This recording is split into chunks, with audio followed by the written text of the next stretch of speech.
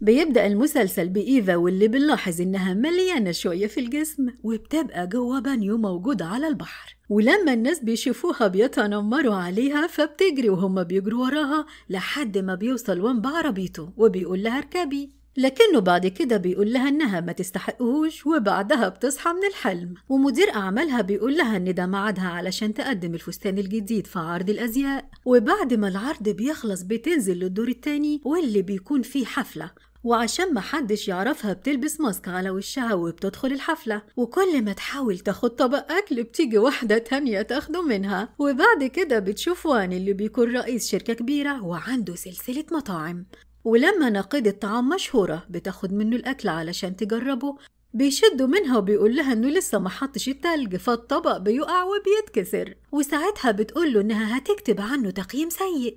وفي نفس الوقت إيفا بتوقع كوبايات العصير على المفرش من غير ما تقصد، ولما وان بيوقفها بتقوله إنه شبه الزلابية وبتقرب منه، وساعتها بيحاول يبعد عنها فهم الاتنين بيقعوا جوه حمام السباحة. وفي نفس اليوم بالليل بيطلب وان من المساعدين بتوعه لو ونيهاو إنهم يجيبوا له عارضة الأزياء دي بأي طريقة، وتاني يوم بيكون في مسابقة طبخ تانية وإيفا بتكون هي الحكم. وأول ما بتاكل من الأكل اللي طبخه وان بتحس إنها عاوزة ترجع وبتجري على الحمام، وهنا بنعرف إنها كانت مليانة جدا وهي صغيرة، ووان كان معاها في المدرسة وكانت بتكرش عليه، ولما اعترفت بحبها ليه قدام المدرسة كلها زمايلها فضلوا يتريقوا عليها، وعشان كده عملت دايت قاسي وخست. لكن جالها مرض غريب وهي إنها لو عدت 1000 سعر حراري بترجع مليانة تاني، ولما بتظبط أكلها بترجع تخس وبتبقى موديل. و10 بس على الكوكب كله هم اللي عندهم المرض ده واللي اسمه التضخم، ومحدش يعرف بالموضوع ده غير شاو اللي متربيين مع بعض وبتعتبره أخوها ومدير أعمالها. وبنشوفها تاني يوم وهي في الجيم وبتفضل تعمل تمارين علشان تخس، وساعتها شاو بيقول لها إن وان عاوز يقابلها بكرة، ولما بتروح له تاني يوم بتكون خست مرة تانية، ووقتها بيحط قدامها أكل هو اللي طبخه وبيطلب منها تدوقه وتقيمه، وساعتها بتاكل كمية بسيطة من كل طبق، وبيكون رأيها في الأكل كله إنه مش حلو وبارد زي اللي عمله. ولما وان بيهزقها بترفع إيديها علشان تضربه، فبيقول لها إنه هيديلها 5 مليون رشوة علشان تقول للإعلام إن أكل مطعمه حلو، وبيسيبها وبيمشي. وتاني يوم وان بيبلغ سكرتيرته له إنها تقول لإيفا إنها هتكون المتحدثة الرسمية والوجه الإعلامي لشركتهم، وبعدها بيحضر وان الأكل وبيخلي عمه غو يدوقه، لكنه بيعرفه إنه لسه ما قدرش يوصل لنفس أبوه في الأكل، وده لأنه كان شيف موهوب جدا. فوان بيعرفه إنه مش هيستسلم وهيقدر يوصل لمستوى أبوه في الطبخ ويكمل اللي أبوه ما قدرش يكمله. وبعد كده بتكتشف إيفا إن اللي خلى السعرات الحرارية لجسمها تزيد في مسابقة التحكيم هو اللبن كامل الدسم اللي الطباخ التاني استخدمه، يعني مش أكل وان. وبعدها بتعرف إن وان عامل دعاية لشركته وبيقدم دعوة لأي حد عاوز ياكل إنه يروح ياكل في مطعمه بالمجان، فبتتخفى وبتروح تاكل عنده، لكنه بيكشفها وبيقول للصحفيين إنها هتكون ممثلة شركته والمتحدثة الرسمية عنها. وتاني يوم بيكلمها وبيقول لها إن جايسون رجل الأعمال المشهور والمهتم بالفاشن والمطاعم عاوزهم على العشاء، فبتوافق تروح معاه. ولما بيوصلوا لبيت جايسون بيقابلوا جاو، وده واحد من أكبر المنافسين لشركة وان، وبيكون باين إنهم مش طايقين بعض خالص. وبعدها بيتفق جاو مع كبير طهاه جايسون إنه يحط في أكل وان حاجة بتسبب الحساسية، وعلى السفرة بتوقع إيفا الشوكة بتاعتها فجاو بيجيبها لها. ولما بيبدأوا الأكل جاو بيتعب وبيعرف إن الأطباق اتبدلوا، وساعتها جايسون بيطرد الطباخ ووان بياخد إيفا وبيمشوا، وساعتها بتقوله إنها سمعت الاتفاق بين الطباخ وبين جاو وعشان كده بدلت الأطباق، وبتعرفه إنها ما كلتش بسببه فلازم يعمل لها أكل. وعلى العشاء بيعرفها إنه عنده مرض عدم التذوق وبيفهمها إنه بيتعالج منه بقاله مدة. وبالليل بيباتوا مع بعض وبيشك وان إن إيفا هي حبيبته جين. ولما جين بتصحى بتلاقي نفسها رجعت مليانة تاني بسبب العصير اللي شربته بالليل، فبتحاول إنها تقوم من غير ما تعمل صوت، لكن وان بيصحى وبيقول لها أنت مين؟ فبتاخد القميص بتاعه وبتغطي نفسها وبتجري، لكن وان بيقول لها أنت جين؟ وبيجروا وراها وبيفضلوا يجروا ورا بعض في الشارع لحد ما جين بتتصل بشاو وبتعرفوا اللي حصل، فبيروح ياخدها. وتاني يوم الصبح وان بيشوف شياو فبيفتكروا وبيطلعوا انهم كانوا مع بعض في المدرسة، وزمان شياو ضربه وقال له مش هسمح لك تأذي جين تاني، وبنرجع تاني لوان اللي بيسأله على مكان جين، فبيقول له معرفش، وبيوري له قسيمة جوازها وبيقول له إنها اتجوزت وسافرت الكاريبي مع جوزها، وإيفا سافرت معاها علشان تحضر فرحهم. وبنعرف بعدها إن وان طلب من ني هاو إنه يكشف على قسيمة الجواز في السجل، فبينفذ، وبعدها بيقول له إنها شهادة جواز مزيفة. أما جين فبتكون في بيتها وبتمسك القميص بتاع وان وبتفضل تكلمه، وبعدها بتنشر صور ليها عملتها على الفوتوشوب إنها في الكاريبي، وبيشوف وان الصور، وبعدها بيقابلها وهي معاها شنطة سفر، فبيفضل يسألها على اللي حصل في الليلة اللي كانوا فيها مع بعض، وبيقول لها إنه اكتشف إن الصور اللي نشرتها فوتوشوب، وساعتها بتهرب منه وبتسيبه، لكن بتنسى شنطتها معاه. وفي البيت بيحاول وان إنه يفتح الشنطة، وساعتها إيفا بتوصل وبتطلب منه يرجع لها شنطتها، فبيقول لها افتحيها الأول، وساعتها بيلاقي قميصه جوه الشنطة، فبتقول له إن جين هي اللي اديته لها، وبتاخد الشنطة وبتخرج. وبعدها جاسون بيقرر إن جاو هو اللي هيشتغل معاه، لكن بعدها بيشوف الشيف اللي طرده وهو بيتخانق مع جاو، وبيطلب منه يديله المبلغ اللي وعده بيه. وفي نفس الوقت بيكون وان في برنامج تلفزيوني، وساعتها بيقول للمذيعة إنه رجع من بره علشان يكمل مسيرة أبوه واللي كان شيف مشهور، وكمان عشان يدور على أول حب في حياته واللي كانت زميلته في المدرسة. وساعتها بتكون إيفا بتتفرج على البرنامج وبتقول لنفسها إنه لسه بيكذب وعاوز يخدعها مرة تانية. وبعدها لما بتخرج إيفا من شقتها بتعرف إن في جار جديد هيسكن جنبها، وبتكتشف إن الجار ده هو وان نفسه. وتاني يوم لما بترجع إيفا للبيت بتشم ريحة الأكل اللي وان عامله، فبتروح ناحية باب شقته، ولما بيفتح الباب بيقول لها إنه عازمها على الغدا، وبيفضل يسألها عن حياتها والمدرسة اللي كانت فيها، وبنكتشف إنه كان بيسجل لها، وبيطلب من ني هاو إنه يتأكد من المعلومات اللي هي قالتها. وبعد ما بتاكل بتخرج من شقته بسرعة، وساعتها ني هاو بيتصل به وبيقول له إنه كل المعلومات اللي هي قالتها له صح، وده لأن شياو كان مرتب كل حاجة. وتاني يوم شياو بيروح شركة وان وبيطلب من لو إنها تجيله المكتب علشان يتكلم معاها في موضوع مهم، ولما بترفض بيشيلها وبيطلع بيها من الشركة، وبيقول لها إن في فيديو لوان على النت وهم بيتخانقوا مع بعض، وإنها لازم تحذف الفيديو ده بما إنها المسؤولة عن الاتصالات في الشركة. وتاني يوم بتروح إيفا لدورة تدريبية لعارضات الأزياء، واللي بتدربهم بتكون هي اللي فازت في الدورة دي قبل كده على أكتر من مرة. ولما بيبتدوا التدريب بتحقق إيفا درجات عالية، وساعتها بتبتدي الغيرة تشتغل،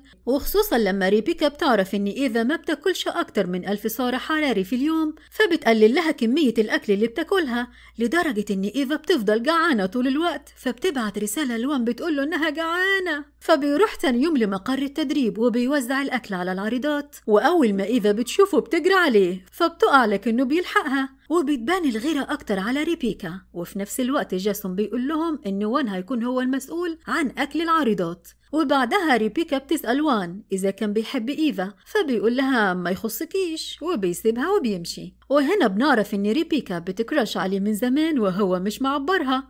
المهم يا سيدي إن بالليل بيكون في حفلة، ولما بتحاول ريبيكا إنها تحرج إيفا وان بياخد لها طرها منها، وبعدها بيطلب إيفا للرقص، وبعد كده بيقول لها إنه محضر لها هدية واللي بتكون عبارة عن جزمة شيك. ولما بيلبسها لها ما بيلاقيش في رجلها أثر الندبة اللي كانت في رجل جين، فبيسيبها وبيمشي. فبتخرج وراه وبتقول له أنت عبيط يا ابني، هو شوية بتحبني وشوية مش طايق تشوفني. فبيركب العربية وبيسيبها وبيمشي، لكن بعدها بيرجع لها تاني، فبيلاقيها بتركب مع شياو. وفي يوم عرض الأزياء الرئيسي ريبيكا بتقطع فستان إيفا لكنها بتلبسه، وبتطلع قدام الجمهور اللي من ضمنهم وان. ولما دراع الفستان بيتقطع قدام الناس، وان بيطلع على الاستديو وبيغطيها بالجاكيت بتاعه وبيشيلها وبيمشي بيها قدام الجمهور. وبعدها بيتم إعلان فوز إيفا بالمركز الأول، ووان هو اللي بيلبسها تاج المسابقة. وبعدها بتقول للموجودين إن وهي صغيرة دايما كانت بتتفرج على المسابقة دي، وكانت بتحلم إنها تكون من ضمن عارضات الأزياء اللي فيها. وهنا بقى وان بيفتكر لما كان بيشوف جين وهي بتتفرج على عارضات الأزياء.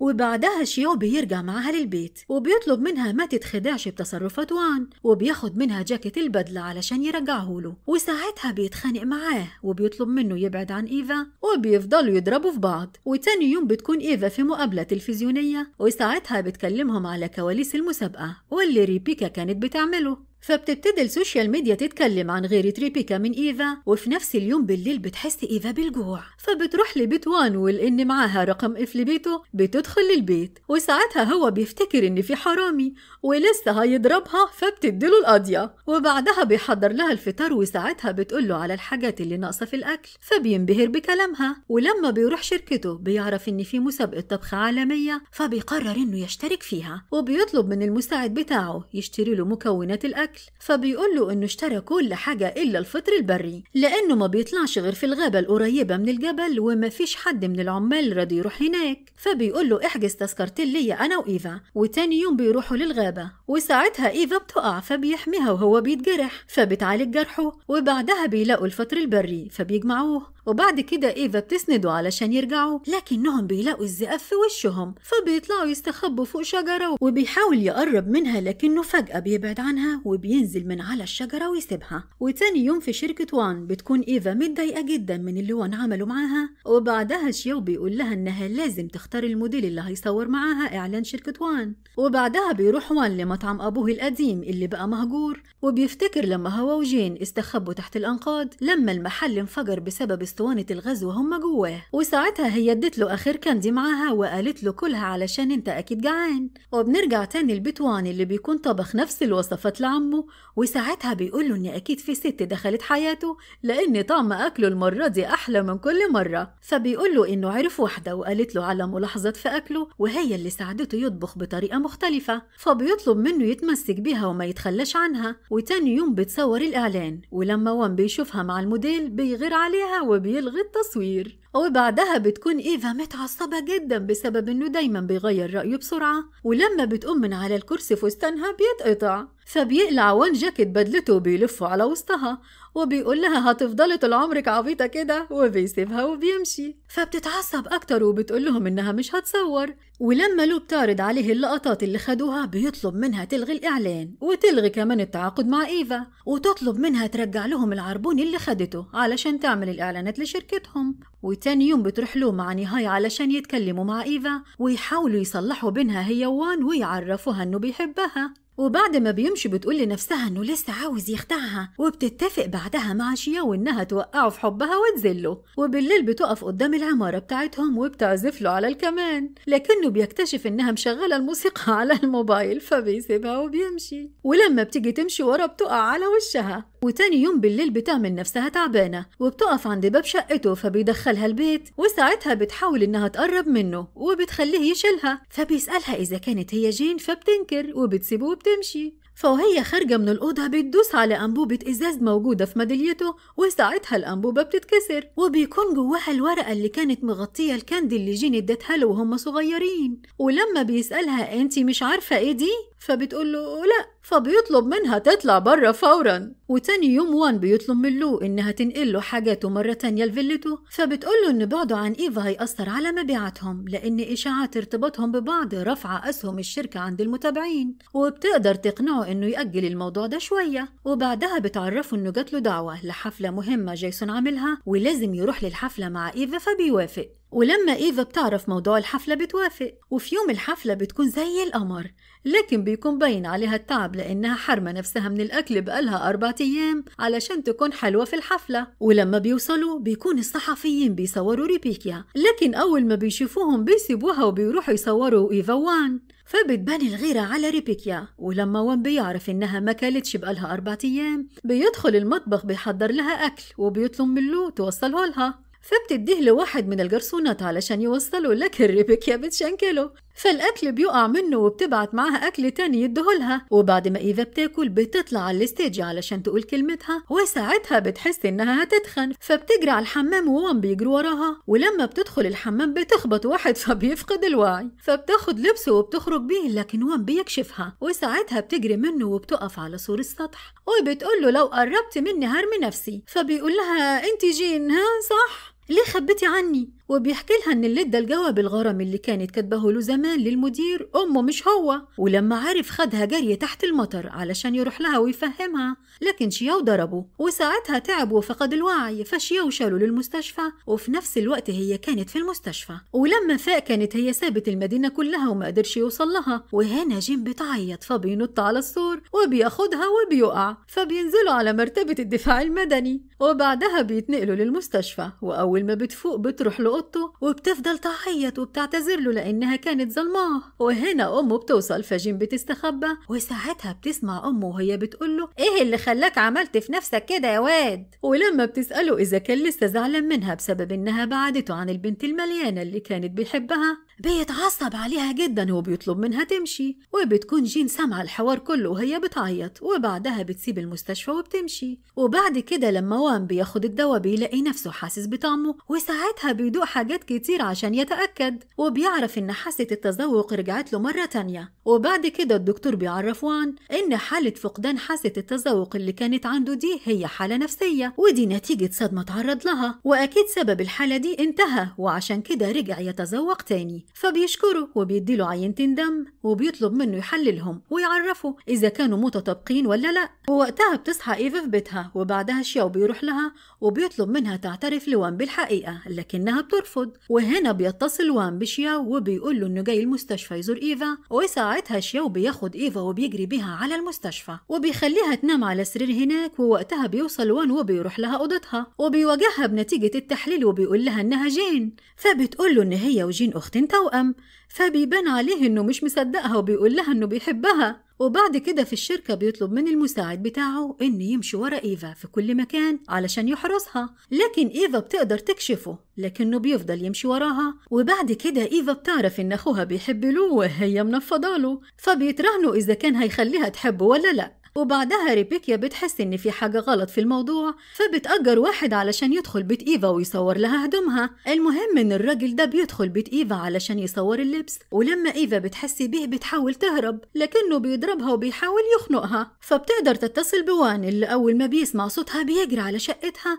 وبيبعد الحرامي عنها، لكنه بيضربه على راسه وبيهرب. فبيروحوا للقسم وبيبلغوا عن اللي حصل، لكن الشرطة بتقبض على مساعد وان لأنهم بيعرفوا إنه كان ماشي وراها بقاله مدة. وبعدها بتاخد وان معاها للبيت وبتعالج جرحه، وبعدها بتعرف إنه اشترى العمارة اللي هم ساكنين فيها وعاوزها تسيب الشقة، فبتروح له وبتترجى إنه يسيبها في شقتها، فبيوافق وبيقول لها إنه مش هياخد منها إيجار في مقابل إنه يعيش معاها في الشقة، فبتوافق. وبعدها بينقل حاجته في الشقة، ولما شياو بيتعصب عليه وبيطلب منه يسيب الشقة، فبيقول له إنه هيظبط له ميعاد مع لو، فبيوافق إنه يعيش مع أخته. لا والله رجولة رجولة يعني. وبعدها ريبيكيا بتروح للفندق اللي كانت فيها الحفلة وبتقول لموظف الأمن إنها عاوزة تراجع الكاميرات يوم الحفلة لأن السلسلة بتاعتها ضاعت يومها، فبيوافق. وتاني يوم بتصحى إيفا على ريحة الأكل، وساعتها بتلاقي وان محضر لها الفطار، فبتطلع تفطر معاه، والغريب إن أكله ما بيخليهاش تتخن، وبتعرف إن رجعت له حاسة التذوق، وبيحكي لها على اللي الدكتور قالهوله. ولما بيحاول يقرب منها أخوها بيطلع لهم وبيقول له إيه اتفقنا مفيش الكلام ده يا معلم. وبعدها في تدريب الوجوه الجديدة على فيلم هتنتجه شركة جايسون، بتتظاهر إيفا إنها تعبانة وبتمشي بسرعة، فبتمشي ريبيكيا وراها، ومساعد وان بيبلغه باللي بيحصل، فبيقول له خليك وراهم وأنا هبقى معاك على التليفون علشان أعرف رايحين فين. وبعدها إيفا بتروح تقابل واحدة مليانة هي وأخوها، أجروها علشان يقنعوا ريبيكيا إنها أخت إيفا التوأم وهي اللي قابلتها يوم الحفلة. ولما بيوصل وان بيأمن على كلامهم،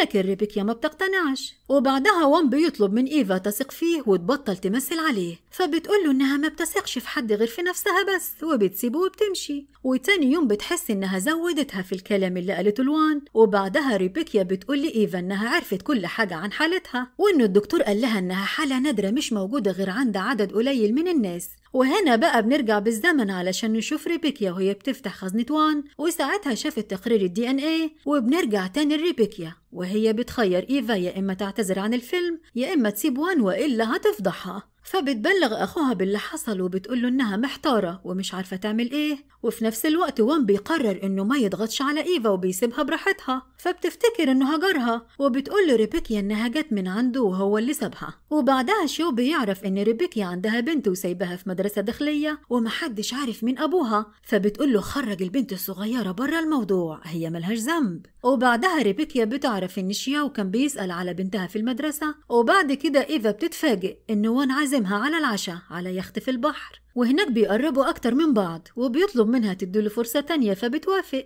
ولما بيجيله اتصال بيعتذر وبيقول لها إن جاله شغل مهم وهيخلي السواق يروحها وبيسيبها وبيمشي. وبعد كده بيجي لإيفا اتصال من ريبيكيا وبتقول لها فيه لو عاوزة تعرفي مين أبو بنتي تعالي مدرستها دلوقتي. ولما بتروح بتتفاجئ إنه وان هناك وإنه هو أبو البنت. وبعدها بتمشي في وسط الشارع وهي منهارة وبتتخانق مع سواق عربية فبيوديها للقسم. وساعتها شياو بيروح ياخدها. وتاني يوم ريبيكيا بتقول لها ان هي وان وهم في الجامعة ما كانوش في وعيهم فحملت في بنتها، وبتطلب منها تبعد عنه علشان يرجع لهم تاني، فبتوعدها انها هتبعد عنه. ولما بتتأخر في الرجوع للبيت وان بيتصل بيها فما بتردش عليه، فبينزل يدور عليها. وساعتها بيلاقيها ماشية حزينة تحت المطر، فبينزل لها بشمسية وبيحاول يتكلم معاها لكنها بتمنعه وبتقوله انها مش عاوزة تعرفه تاني. فبيرجع للبيت وهو مصدوم وبيكون تعبان، فلو ونيهاو بيساعدوه علشان يرتاح في السرير. وبعد كده وان بيعرف انها انسحبت من مسابقة عارضة الازياء ورفضت المشاركة في برنامج مهم تبع وكالة الإعلانات. وفي يوم البرنامج بيتفاجئ جيسون إن إيفا هتشارك في البرنامج، وساعتها ريبيكا بتقوله إن هي اللي طلبت منها تشارك في البرنامج. ولما وان بيعرف إن إيفا غيرت رأيها وهتشارك في البرنامج بيحس إن في حاجة غلط، فبيقرر إنه يحضر التصوير. وقبل التصوير ريبيكا بتحط الإيفا في المية حباية فيها سعرات حرارية عالية، وأول ما بتشرب منها بتحس بالأعراض اللي بتجيلها قبل ما جسمها يملى. وساعتها وان بيشد فيشة الكهرباء فبتجري تستخبى. وفي نفس الوقت بنت ريبيكا الصغيرة بتوصل الاستوديو وبتشوف إيفا وهي بتجري، فبتجري وراها لحد ما بتوصل للحمام وبتشوفها وهي بتتحول لبنت مليانة، فبتصرخ وبتقول عليها وحش وبتجري على الاستوديو. وجيم بتجري وراها وبتروح الاستوديو. وساعتها البنت بتنادي على أمها اللي بتتوتر وما بتبقاش عارفة تعمل ايه لأن مفيش حد يعرف إن عندها بنت. وهنا جيم بتقول للصحفيين إن البنت دي بنتها وبتاخدها وبتخرج من الاستوديو وبتقنعها إنها بطلة خارقة بتتحول لعملاق. فالبنت بتصدقها. وساعتها وان بيقرب منها والبنت بتناديله بابا. وساعتها بيقول لجين إنه مش أبوها. وقبل ما يشرح لها حاجة شياو بيجري ناحيته بطفاية حريق وبيضربه على راسه بيها فبيفقد الوعي. وبعدها بنت ريبيكا بتأكد لها إن وان مش أبوها وإن أمها هي اللي طلبت منها تقول له يا بابا. وبعدها ريبيكا بتاخد منها البنت وبتقول لها اوعي تكوني فاكرة نفسك عملت فيا جميلة، لا، وبتسيبها وبتمشي. وبالليل لما ريبيكا بترجع البنت للمدرسة الداخلي البنت بتفضل تعيط وبتطلب منها تاخدها للبيت. وتاني يوم بنشوف إيفا وهي جنب وان في المستشفى وبتبقى حاسة بالذنب لأنها ظلمته. وبعدها بتقابل ريبيكا وبتعرف منها إن أبو البنت كان صاحب وان ومات في حادثة، علشان كده وان بياخد باله منها وبتعرفها انها ما بقتش بتحب وان ولا بتفكر فيه. وبعدها بنعرف ان اللي ادى ريبيكا حباية السعرات الحرارية هو مساعد جاو. ولما ريبيكا بترفض تتعاون معهم تاني بينشروا خبر بنتها على وسائل التواصل. وساعتها الصحفيين بيسألوها عن بنتها وان كان له وان علاقة بيها، فبتقول لهم انها بنتها وابوها ما حدش له دخل بيه، ولو حد جاب سيرة وان وايفا تاني هي اللي هتقضي بنفسها. وبعدها بتروح ايفا لوان المستشفى وبتقول له ان عندها شغل مهم الفترة اللي جاية علشان كده مش هتقدر تزوره تاني. فبيدي امر لنيهاو يخلص اجراءات خروجه من المستشفى وتاني يوم بيروح معاها للشغل فبيقابل امه. وساعتها بيتخانق معاها كالعادة قدام كل الموجودين. وساعتها بيكون في مسابقة طبخ كبيرة ووان بيشارك فيها، وايفا بما انها ممثلة شركته اعلاميا ما بتفرقهوش طول المسابقة، وبيكون جو من ضمن لجنة الحكم. وساعتها بيعرض تقرير عن حالة وان الصحية بانه ما بيقدرش يتذوق الاكل، وبيقول لهم ازاي شيفه ما بيعرفش يتذوق الاكل، والخبر بينتشر بسرعة. وساعتها لو بتقول لهم انهم لازم يقضوا جوع على اللي عمله. وعشان إيفا تغطي على الخبر بتقرب من وان علشان تعلن إنهم ارتبطوا ببعض، وساعتها المذيعين ولجنة الحكم بينسوا كل حاجة وبيركزوا في قصة الحب اللي الناس عرفتها من البرنامج بتاعهم. وبعدها إيفا بتتفاجئ إن وان بقى يقدر يتذوق طعم السكريات، ولما بتسأله إزاي بيقول لها إنه لما حس إنها بتهتم بيه وبتحبه اتحلت جزء تاني من مشاكله. وبعدها أم وان بتخلي السواق بتاعها يطلب من إيفا تركب معاها، وساعتها بتسألها بتحب ابني ليه؟ فبتقول لها لأنه شاطر في شغله. وساعتها بتقول لها يعني بتحبيها علشان خاطر فلوسه؟ أنا كده ارتحت. وبعدها بتعرض عليها تديها مبلغ كبير لو قدرت تقنعه إنه يوافق يمسك شركتها. وبعدها إيفا بتحكي لوان عن اللي أمه طلبته منها، وبتقول له إنها رفضت لكنها عاوزاه يحسن علاقته بأمه. فبيقول لها ما تتدخليش في اللي مالكيش فيه. فبتقول له وانت كمان ما تتدخلش في حياتي تاني وما تطبخليش أكل تاني. وبعد كم يوم شياو بيبلغوا إنها ما بقتش تاكل خالص غير كل يوم نص خيارة وتشرب إزازة مية، وبيعرفوا إنه قلقان عليها وإنه حاسس إنه ممكن يحصل لها حاجة بسبب سوء التغذية. وساعتها بيقرر إن مطعمه يقدم الأكل لكل العارضات في مسابقة ملك العالم علشان إيفا ترجع تاكل من إيديه. وتاني يوم بتروح لهم وجبات من مطعمه، وقبل ما هي تاكل كل العارضات بيجيلهم حالة تسمم وبيتنقلوا للمستشفى. وساعتها أسهم شركة وان بتقل ومحلات كتير تبع له بتقفل. وبيقرر إنه ما يقابلش إيفا علشان الصحفيين ما يربطوش اسمها باللي حصل. وبعدها جاسون بيتابع ردود أفعال الناس على اللي حصل، وبيقول لسكرتيرته إن المشكلة الكبيرة في إن العارضة الأساسية عنده هي الوجه الإعلامي لشركة وان. ولما لو بتطلب من الأمن يوري لهم تسجيل كاميرا المراقبة بيرفض، وبيحاول يمد إيديه عليها فشياو بيمنعه. وبعدها بيقرروا إنهم يرجعوا كل الكاميرات اللي في المنطقة علشان يشوفوا مين اللي دخل وقت تسليم الوجبات. وساعتها بيقدروا يعرفوا إن اللي عملت كده موظفة في المكان. ولما بيراقبوها بيلاقوها بتشتري براندات غالية، فبيقولوا لها إنهم هيبلغوا الشرطة لو ما عرفتهمش مين اللي طلب منها تحط السم في الأكل. فبتقول لهم إن سكرتير جاو، فبيطلبوا منها تكلمه وتحدد ميعاد مع جاو. وفي الميعاد بيروح له هو شياو متنكر في لبس ست، لكن جو بيعرفه. وساعتها شياو بيقدر ياخد منه اعتراف بأنه هو اللي حط السم في الأكل. ولما شياو بيعرفه إنه سجله وكل كلامهم كان بس مباشر بيهاجمه، وسكرتير جو بيضربه بإزازة على راسه فبيفقد الوعي. وفي نفس الوقت بيطلب جاسون من إيفا إنها تنكر إنها الوجه الإعلامي لشركة وان في مؤتمر صحفي. ويوم المؤتمر إيفا بتقول إنه وان بريء وإن حد حط السم في أكل شركته. وساعتها بيدولها فطاير من أكل شركة وان وبيطلبوا منها تاكله، فبتاكلها علشان تثبت لهم إن الأكل كويس، لكن بتجيلها الأعراض فبتجري من المكان. وساعتها بيوصل وان علشان يحميها، فالصحفيين بيتلموا عليها فبتروح له وبتاخده من وسط الصحفيين وبتجري. ولما بتحاول بعد كده إنها تهرب منه بيقول لها إنه بيحبها في كل حالاتها وإنه عمر ما في حد تاني قدر ياخد مكانها في قلبه. ولما بترجع معاه البيت بيقول لها إن في كل مرة بتقرب منه بيقدر يدوق طعم جديد، مرة الأكل الحلو ومرة تانية الأكل المر. وطول ما هي جنبه هيقدر قريب يستعيد تذوق الأكل كله. ولما شياو بيدخل البيت وبيحاول يبعدهم عن بعض، جيم بتقوله إنه عارف كل حاجة، وبعدها بتقول لهم إنها هتسيبهم مع بعض علشان يتفاهموا. ولما بتركب الأسانسير بتلاقي واحد مغطي وشه وبيقلب في تليفونه في صورها هي وان، فبتسأله أنت تعرفهم منين؟ وبتقوله إنهم صحابها. ووقتها وان بيتصل بيها فبتوري له رقمه، وهنا بيهددها بالسكينة علشان توديها له. ولما ما بتردش بيفضل وان يتصل بيها لحد ما بيسمع صوت التليفون جوه الأسانسير، وبعدها بيفتح الباب وبيطلع إن اللي بيهددها جاو. وساعتها بيقول له وان إن ما بقاش عنده حاجة يخسرها وبيطلب منه يعتذر لها. وهنا جيم بتوقعه على الأرض وبتنزل فيه ضرب، وبعدها الأمن بياخدوه وبيتقبض عليه. وبعدها شياو بيترجى جاسون علشان يرجع يشغل إيفا عنده تاني فبيوافق. ولما وان بياخد إيفا معاه لمطعم أبوه بيقول لها إنهم كانوا بيلعبوا مع بعض هنا وهم صغيرين، ولما المطعم انفجر فضلوا هما الاتنين تحت الأنقاض. فبتفتكر كل حاجة وبتقوله إنه كان في ندبة في رجلها بسبب الانفجار خلي الدكتور التجميل يشيلها لها. وبعدها لو بتعرف إن عندها سرطان فبتستقيل وبتقرر إنها تعمل كل حاجة كان نفسها فيها وكانت مأجلاها. وكلهم بيكونوا مستغربين من التغيير الكبير اللي حصل في شخصيتها. ولما إيفا بتقرر إنها تعمل لوان مفاجأة وتحضر له الفطار بتلخبط الدنيا وما بتعرفش تعمل أي حاجة، وحتى العصير اللي بتعمله له بيطلع عنده حساسية منه، فبتبقى متضايقة لأنها ما بتعرفش عنه حاجة. وبتطلب منه يعرفها كل حاجة عن حياته، فبياخدها لمسرح المدرسة الثانوي وبيفكرها باليوم اللي زمايلهم اتريقوا عليها بسبب اعترافها بحبها ليه، وبيقول لها انه لو كان موجود يومها كان قال لها قدامهم انه بيحبها وما كانتش اتألمت طول السنين اللي فاتت.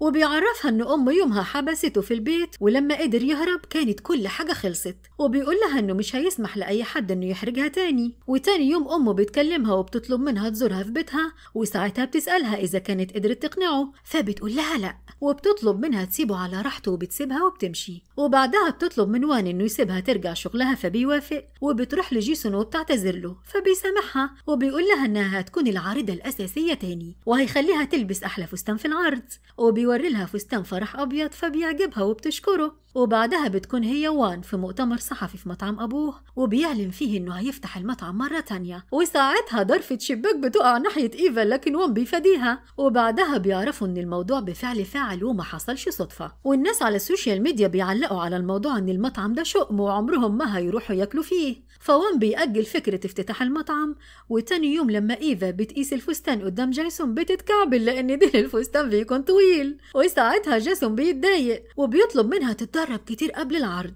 وفي نفس الوقت بنعرف ان نيهاو هو اللي كان ورا موضوع الشباك، وانه هو اللي ورا كل المصايب اللي بتحصل لهم، وده لان ابوه مات في انفجار المطعم، وام وان طردت امه من الشغل في بيتها، وبعدها امه ماتت، وعشان كده هو بينتقم لهم ولسه مكمل في اللي بيعمله. وبتقرر ايفا انها تغير في تصميم الفستان علشان ما تتشنكلش فيه تاني. وبعدها ريبيكيا بتودلهم بنتها وبتقول لهم انها مسافرة في شغل وعشان كده هتسيبها عندهم فبيوافقوا. وتاني يوم بتكون البنت عاوزة تروح الملاهي وهما الاتنين بيبقى عندهم شغل، وساعتها نيهاو بيقول لهم ان هو اللي هيوديها. وقبل ما يركب العربية إيفا بتشوف تراب على هدومه فبتسأله من إيه، فبيقول لها معرفش. وبعدها بيعرف من البنت الحالة اللي عند إيفا، فبيقدر إنه يجيب تقرير مفصل عن حالتها، وبيسيبه قدام باب فيلا أم وان وبيمشي، وبيسيب لها معاه حباية السعرات الحرارية، فبتعزمها تاني يوم على الغدا وبتحط لها الحباية في المية، وساعتها بتجيلها الأعراض وبتجري على الحمام، وهناك بتتحول وقتها أم وان وبتشوفها وبتتصدم من شكلها. وبعدها بتطلع تجري في الشارع فبتقع وكل الناس بيتنمروا عليها وبيصوروها فيديو وبيرفعوا الفيديو على النت، فبيعرف وين مكانها وبيروح يجيبها. ولما بيسألها ايه اللي حصل بتقوله انها زودتها في الاكل شوية،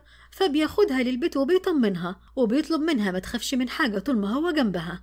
وبعدها بتستنى انها ترجع تاني لطبيعتها، لكن ده ما بيحصلش، وميعاد عرض الازياء بيقرب، فبيتفق شياو مع ريبيكيا انها تلبس الفستان مكان ايفا، وبيقول لها ان الاضاءة مش هتيجي على وشها ومحدش هيعرفها. وبعدها بنعرف انه كويسة وانه كان تشابه اسماء مش اكتر. ويوم العرض بتروح جين ووان مع بعض للعرض، وبتتضايق لما بتعرف ان شياو خدع جاسون، واللي بيتعصب لما بيكتشف ان ايفا غيرت في التصميم بتاعه. وكمان بتجيله رسالة من مجهول اللي هو نيهاو بيقول له ان ريبيكيا هي اللي كانت لابسه الفستان، فبيطلب من سكرتيرته انها تنهي التعاقد مع ايفا بشكل نهائي. ولما وان بيعرف ان ايفا كانت مع امه قبل ما ينقذها في الشارع، بيروح لامه فبيوري لها التقرير وبتعرفه انها رافضه الجوازه دي، فبيقول لها انه هيتجوزها ومش مستني موافقتها. وبعدها بيروح لجين وبيقول لها انه متقبل شكلها كده وبيحبها في كل حالاتها، فبتقول له هي نفسها مش متقبله شكلها ولازم هي تحب نفسها الاول علشان تقدر تحبه. وبعدها بتفضل جين تعمل تمارين مع شياو علشان تستعيد لياقتها، وبتروح مع ولا جاسون وبتقوله على طبيعة مرضها وبتطلب منه يسامحها، لكنه بيرفض وبيقول لها انها اول واحدة تخدعه وتتحداه وتغير في تصميمه. ولما وان بيقول لها انه عاوز يساعدها بترفض علشان ما تفقدش عزيمتها، فبيفضل ماشي وراها وهي بتتمرن.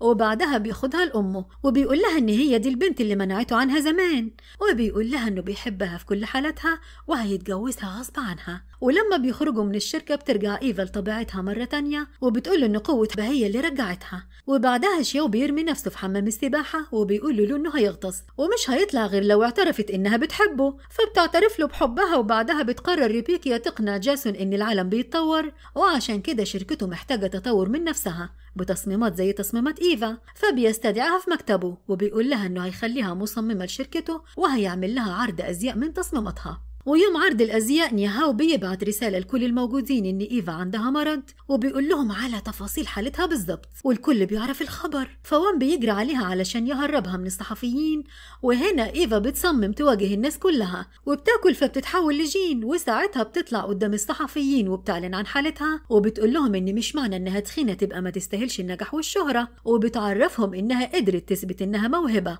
وإنها بتحترم ده في نفسها. وساعتها كلهم بيسقفوا لها ونيهاو بيتفرس. وبعد كده بيتأكدوا إن نيهاو هو اللي ورا كل اللي بيحصل لهم لما لو بتقول لهم إنهم تتبعوا مصدر الرسالة. وساعتها وان بيطلب منهم يبلغوا الشرطة، لكن إيفا بترفض. وبعدها جاسون بيقول لإيفا إنه هيمول لها براند باسمها، فبتطير من الفرحة لأن ده حلم حياتها. وبعدها بيعرفوا نيهاو إن أبوه كان حرامي، ولما أبو وان كشفه أبوه فجر المطعم، وإن عيلة وان ساعدت عيلته كتير. فما بيصدقش كلامهم وبيقول لهم إن أبوه ساب له سلسلة ذهب ورثها عن أمه، وده معناه إنه ما كانش محتاج.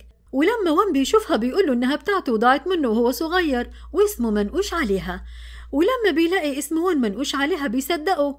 وبعدها بيقدم استقالته، فوان بيقوله إنه هيخليه يدير المطعم اللي هيفتحه قريب. وبعد كده بيفضل وان يفكر في طريقة يعرض بها الجواز على إيفا، وبيسأل كل صحابه لحد ما نيهاو بيقوله إن أحسن مكان يعرض عليها الجواز فيه المطعم اللي كانوا بيلعبوا فيه زمان. وفي نفس الوقت أم وان بتطلب من إيفا تيجي معاها تشوف شقتهم اللي وان اتربى فيها، وساعتها بتشوف اوضته والصور اللي كان بيصورها لها. فإيفا بتحكي لها إنها كانت معاه يوم الانفجار، وهنا الأم بيبان عليها الصدمة وبتطلب منها تمشي. وبعدها إيفا بتعرف من غو إن هي اللي فتحت الغاز وهي صغيرة وتسببت في الانفجار، وده معناه إن هي السبب في موت أبو حبيبها. ولما بتروح له المطعم بيطلب منها الجواز فبترفض وبتسيبه وبتمشي. وبعدها بيرفضوا يدوروا عليها لكن ما بيلاقوهاش، وساعتها غو بيتصل بوان وبيحكي له على كل حاجة. وبعدها وان بيلاقيها وبيقول لها إن ملهاش ذنب في موت أبوه، وبياخدها وبيروح لأمه وبيحكي لها إنه في يوم الحادث قفل الغاز وبيعرفهم إن أبوه انتحر. وساعتها أمه بتنهار،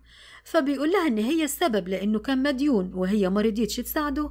وبياخد إيفا وبيمشي، وبيروحوا هما الاتنين يتجوزوا جواز قانوني. وبعدها أمه بتعمل حادثة فبتدخل العمليات وهو وإيفا بيروحوا لها، فالدكتور بيديله سلسلة كانت مع أمه. وساعتها وان بيعرف إن أمه لسه بتحب أبوه لأن السلسلة دي كانت هدية منه. وبعدها الدكتور بيطلب حد من قرايبها ينقل لها دم، لكن ابنها بتكون فصيلته مختلفة. وساعتها إيفا بتروح تاكل وبتتبرع لها بالدم. وبعد كده إيفا بتكتشف إنها خفت وإن نقل الدم لحماتها هو السبب. وفي النهاية هما الاتنين بيتجوزوا وكل أهلهم وصحابهم بيحضروا الفرح. والحد هنا بيخلص ملخصنا النهاردة، استنونا في ملخص جديد والسلام.